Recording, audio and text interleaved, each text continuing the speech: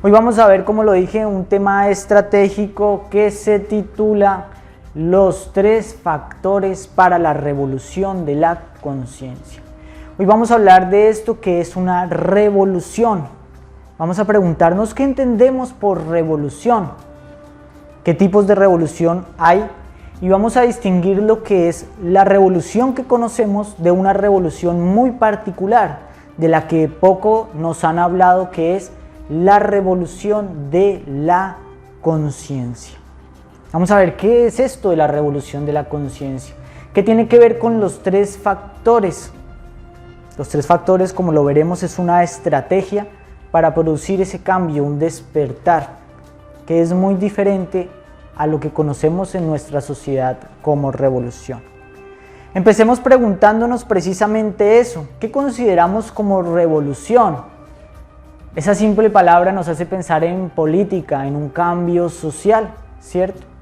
Seguramente en historia, cuando estuvimos en el colegio, se nos enseñó sobre lo que era una revolución, un cambio social abrupto, radical, que se da por un movimiento popular, generalmente asociado a un caudillo, a un líder carismático, fuerte, seguro. Y vemos entonces que se produce un cambio. Pero si analizamos las revoluciones que han habido a lo largo de la historia, pues vamos a dar cuenta de que su alcance es muy limitado. Sí, puede ser que cambie una bandera de un color por una de otra, que gobernaba un partido azul y ahora gobierna un partido rojo, que se creían unas cosas y ahora se aceptan otras, pero en general, en esencia, estas revoluciones no tocan al ser humano en su problema esencial. En estos conocimientos y en estas enseñanzas no nos cansamos de advertir a las personas que vienen acá que los verdaderos problemas del hombre no son superficiales, no están allá afuera, que lo que nos oprime no es la policía, no es el gobernante, no son las leyes. Lo que nosotros tratamos de plantear aquí es que estas revoluciones son obsoletas, inútiles, absurdas, porque existe otro tipo de revolución. ¿Cuál puede ser esa revolución? Es lo que llamamos la revolución de la conciencia. Una revolución que opere en el interior de cada uno de nosotros, que nazca en el individuo con el despertar de sus facultades que están dormidas, de su capacidad de descubrir por sí mismo, de lo que hablábamos en una conferencia anterior, su capacidad de observar los problemas de su propia vida, de tomar conciencia, de dejar de participar de todo aquello que lo embrutece, que lo idiotiza, de poder ser ingenieros de su propia vida, de sus hábitos, de su economía, de los valores que hay en su hogar, ¿cierto? No simplemente ser una copia o una mala copia de lo que vemos en nuestro entorno, porque se nos atrofiaron esas facultades de ser ingenieros, creativos de nuestra propia existencia, de descubrir qué me conviene hacer y qué me conviene descartar, de observar mi vida y no simplemente imitarla, porque eso es lo que hacen los demás. Pero para eso necesitamos despertar esas facultades que se han dormido, que se han atrofiado y que nadie nos enseñó a desarrollar. En ese momento el individuo dejará de ser un borrego de la masa y se convertirá en un peligro para toda estructura social, porque se vuelve un ser ingobernable. Nadie lo puede gobernar, porque él gobierna su propia vida.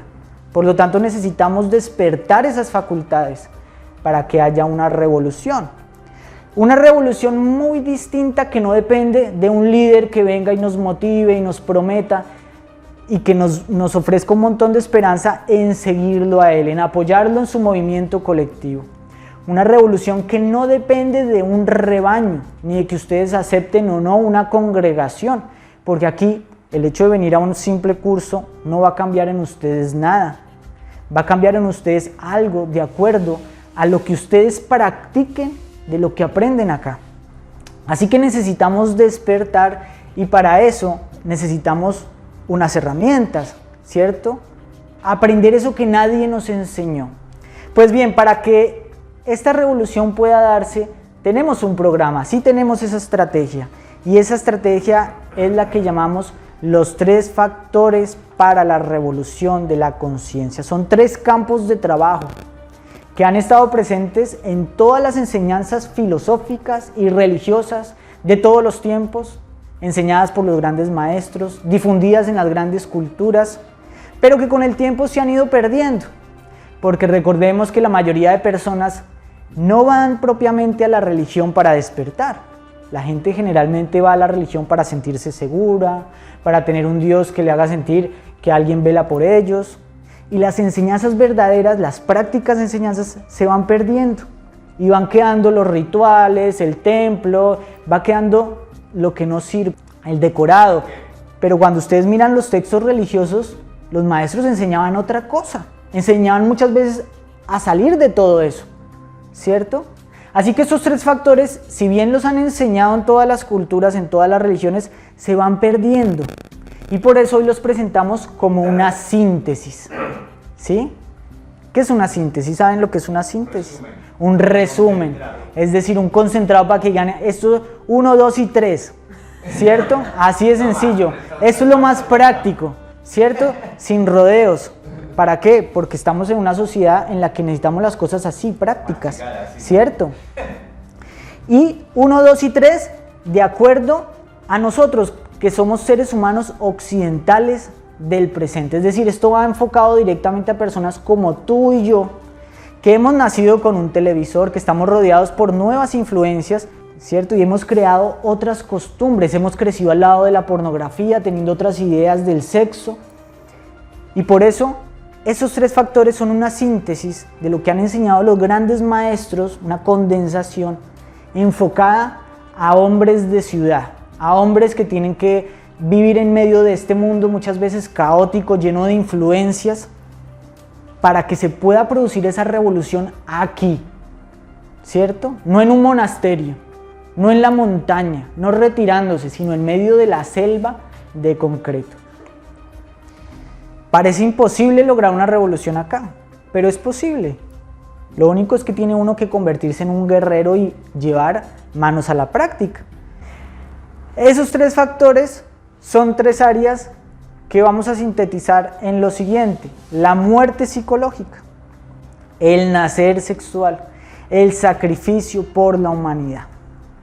Si yo logro en mi diario vivir poner en orden una estrategia para que, además de lo que estoy haciendo, mi trabajo, mis ocupaciones, mis responsabilidades, en medio de eso, practicar estos tres factores, vigilarme en relación a ellos, pues yo no solamente voy a ser un hombre de ciudad, sino voy a ser un hombre de ciudad que voy caminando hacia un proceso de despertar.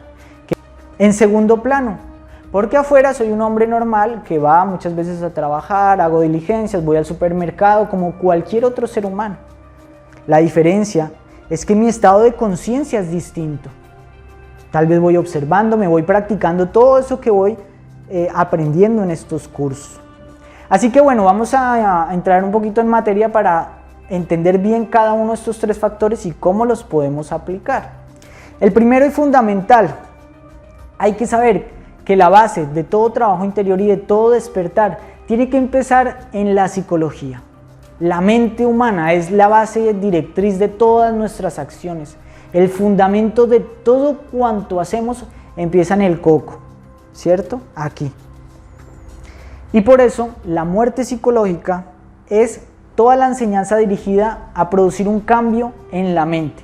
Y este es el factor fundamental. No podemos empezar por los otros. De hecho, para aplicar bien los otros factores, tenemos que aplicar este. Es un factor que, como lo vemos, está representado por la calavera, la muerte, la desintegración de todo aquello que nos produce sueño, de lo que vamos aprendiendo al conocernos a nosotros mismos, porque la muerte psicológica se basa en una disposición que tenemos que desarrollar de aprender, pero no de un aprender intelectual, sino de un aprender de nosotros mismos. Aprendería que muchas de mis actitudes, pensamientos, creencias chocan con la inteligencia, no son inteligentes. Eso es conocerse a uno mismo, pero eso se logra cuando uno está observando sus respuestas. Cómo respondemos cuando alguien nos aborda, ante un conocido, ante un familiar, ante una persona ante mi jefe? ¿Cómo respondo? ¿Cómo hablo?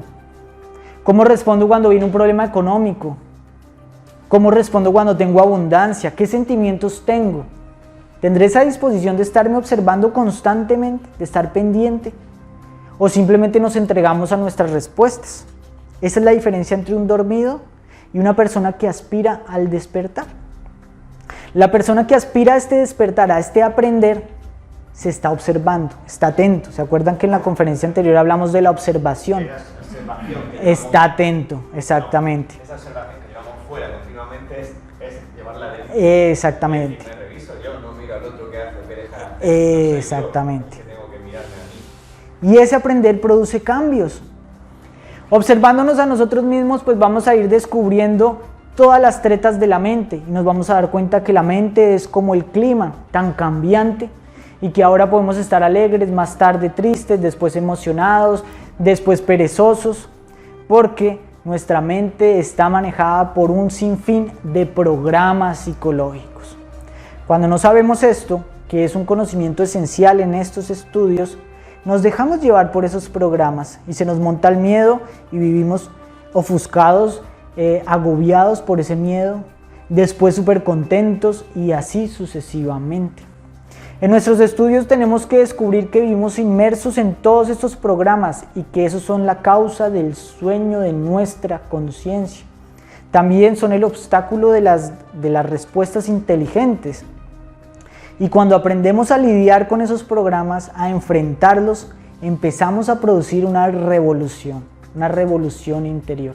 Las cosas no van a volver a ser nunca iguales cuando uno empieza a despertar, porque empezamos a descubrir cómo todos esos patrones que nos hacían sufrir, caer en errores, pues ya tenemos medios para lidiar con ellos.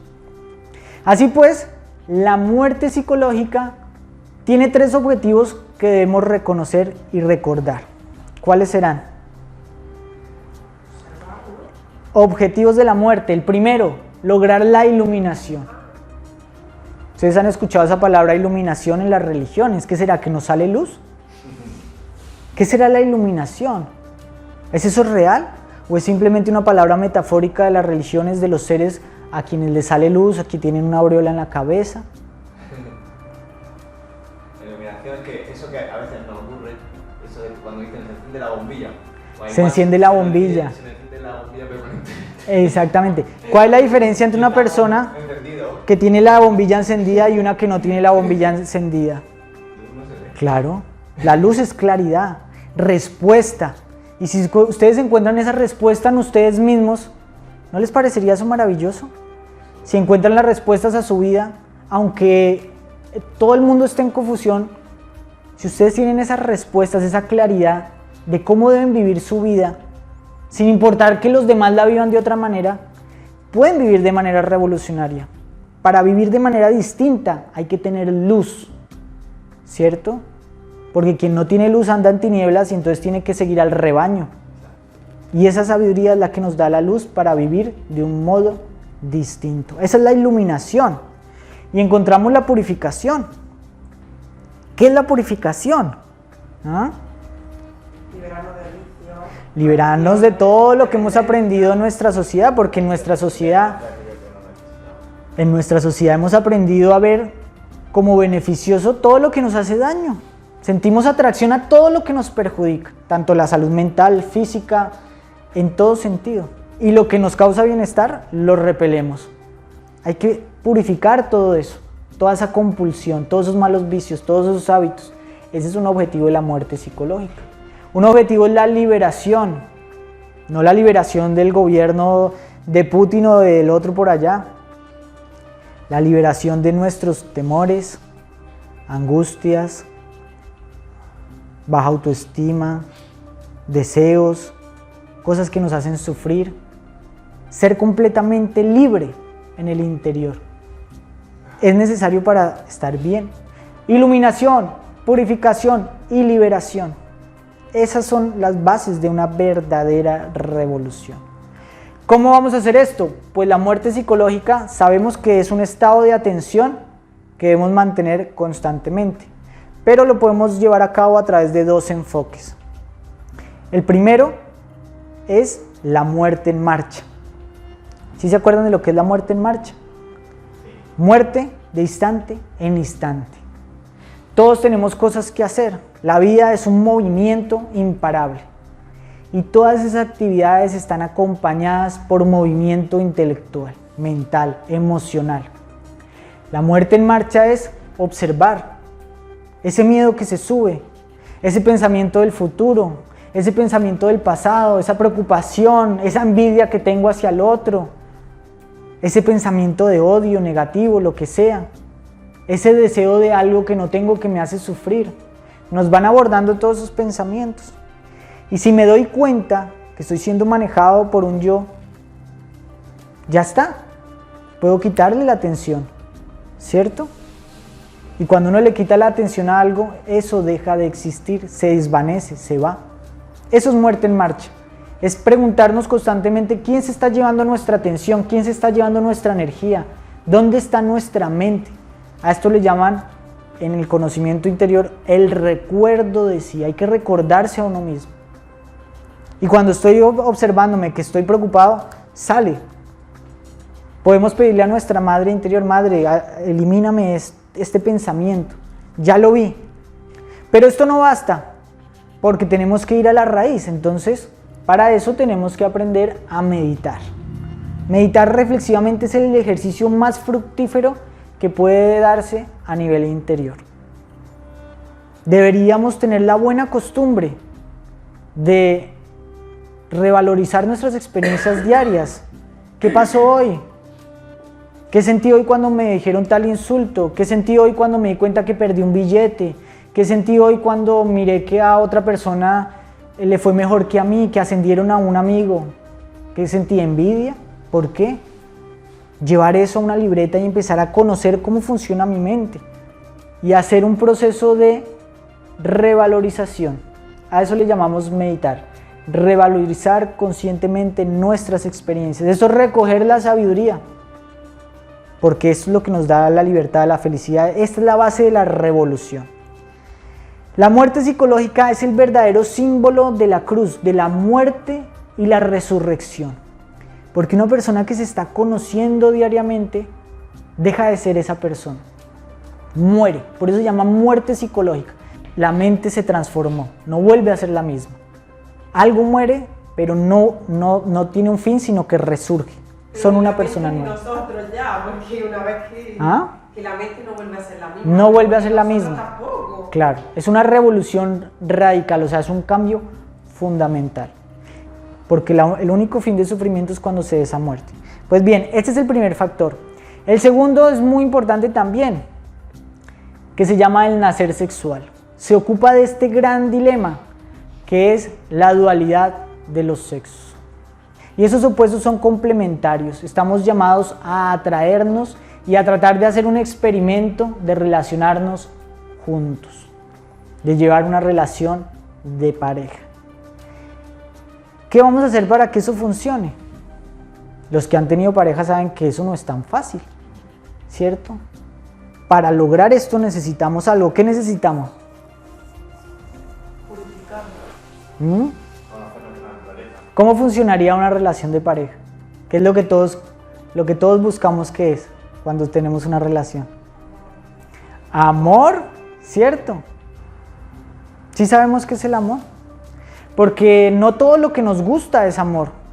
Porque podemos confundir el amor con el deseo, con el placer, con la necesidad, con el apego, con el romance o con el control o con muchas otras cosas. Es decir, una persona me causa placer y yo puedo creer que la amo muchísimo. Una persona me causa deseo y yo siento que la amo, pero ¿eso es amor? Y yo me puedo relacionar basado en cualquiera de estas cosas. Yo puedo tener una relación por necesidad, porque necesito a alguien que esté ahí, que me lave, que me dé placer. Pero eso no es amor. Así que para que podamos descubrir qué es el amor, necesariamente tenemos que hacer un trabajo. De lo contrario, nuestras relaciones van a fracasar. Podemos ir muy entusiasmados creyendo que nos amamos cuando todavía no hemos descubierto lo que es el amor. Por el contrario, vemos que hay otros caminos, que es el camino intrascendente, que es lo que hoy en día se nos promueve como la base de la sexualidad en nuestra sociedad. Seguir simplemente el placer. Y sabemos que el placer solamente nos lleva al degeneramiento.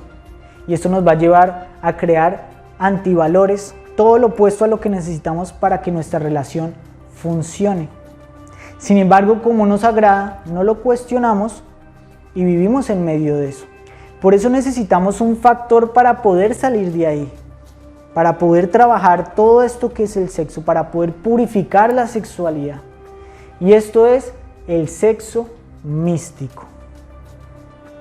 ¿Qué es el sexo místico? Pues es una sexualidad en la que trabajamos activamente para que nuestra relación sea un proceso de desarrollo.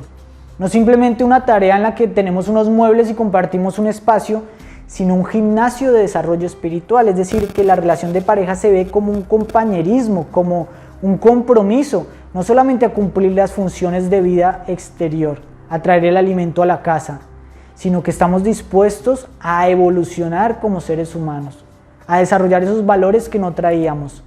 Y eso es estar dispuestos verdaderamente a amar. Claro, si no, nunca puede amar. Si no, nunca va a poder florecer eso. Que tenga ego no tiene amor. Exactamente. Entonces, esto le llamamos sexualidad mística. Es una sexualidad en la cual no solamente compartimos la vida, sino el camino espiritual. Estamos muriendo nuestros defectos en el cotidiano vivir, en nuestras pasiones, en nuestros deseos, en nuestros egoísmos, encaminándonos a un proceso de desarrollo espiritual, y vamos como pareja y miramos atrás y decimos, uy, qué maduros que éramos en tal fecha, en tal época, porque estamos trabajando espiritualmente, ¿cierto? Esta sexualidad no solamente nos invita a ese trabajo sobre los valores, sino que nos explica que el acto sexual mueve unas energías, unas fuerzas que podemos canalizar en otro sentido, en otra dirección. Esto lo vamos a hablar en otras conferencias, y este enfoque de la sexualidad nos va a llevar a cristalizar los cuerpos existenciales superiores del ser. Porque en otro tema también vamos a ver que el ser humano no solamente es la envoltura física, sino que tiene un cuerpo astral, vital, mental, causal, una serie de vehículos internamente que constituyen todo su ser, y que al ordenarnos en esta realidad a través de esta enseñanza, estamos ordenando, reestructurando todos esos aspectos de nuestro ser que están en otros planos o en otras dimensiones, pero esto lo vamos a ver en otra ocasión. Y un tercer factor muy importante es el sacrificio por la humanidad. En este factor interviene nuestra relación con los demás y también con nosotros mismos. El sacrificio por la humanidad nos permite liberar nuestras fuerzas, porque mientras nuestras fuerzas estén condicionadas, sí vamos a aceptar todo lo que se habla allá, pero no vamos a poder llevarlo a la práctica. Y mientras no lo podamos llevar a la práctica, pues no vamos a ver resultados. Lo único que va a cambiar son nuestras creencias, pero nuestro ser vamos a ver que sigue siendo el mismo.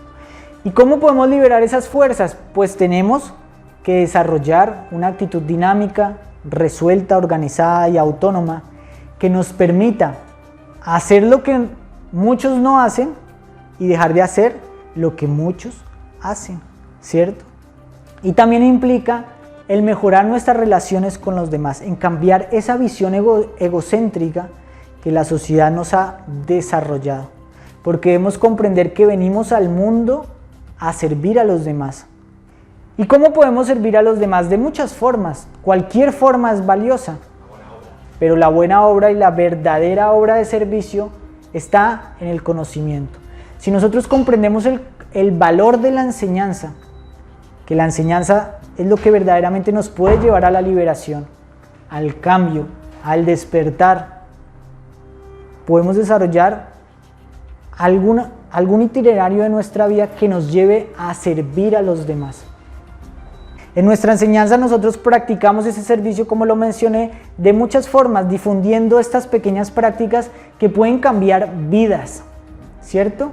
Que pueden llevar a una persona a salir de todos los problemas de su vida, de pareja, de adicciones, de autoconsideración, de baja autoestima, todo. Porque la persona que trabaja sobre sí misma sale del sufrimiento. Esta es nuestra forma de ayudar. ¿Cuál es la de ustedes? Tendrían que preguntarse, ¿qué pueden hacer ustedes por la humanidad? Seguro pueden hacer algo. ¿Cómo podemos sacrificarnos por la humanidad? Podemos invitar a personas a través de volantes, podemos pegar carteles, bueno, acá ya no se puede pegar carteles, pero sí podemos invitar a muchas personas. Si a ustedes les nace llegar a compartir esta enseñanza, pueden de pronto en un chino cerca de su casa pegar un cartel y todas esas personas que lean el cartel, así no vengan, se van a beneficiar con una acción que ustedes realizaron, ¿verdad? Por último, el sacrificio por la humanidad nos permite pagar nuestro karma, porque como vimos, todos tenemos una deuda kármica y muchos de los problemas que nos ocurren son el resultado de las malas relaciones que hemos tenido en el pasado, de errores que hemos cometido, que los cargamos como una bolsa pesada, que no tenemos que cargar. Nos podemos quitar esa bolsa si aprendemos a hacer obras conscientes por los demás. De esta forma se obtiene una verdadera liberación, porque mientras nosotros no paguemos ese karma, seguiremos condicionados, seguiremos atados al samsara.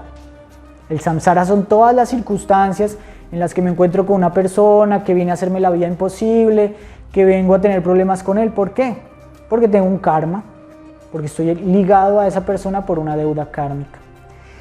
Y si nosotros empezamos dinámicamente a trabajar en estos tres factores, en la muerte psicológica, que es el engranaje principal, en el proceso de cambio sexual y en el sacrificio por la humanidad, compartiendo con los demás esta enseñanza, ¿qué pasa?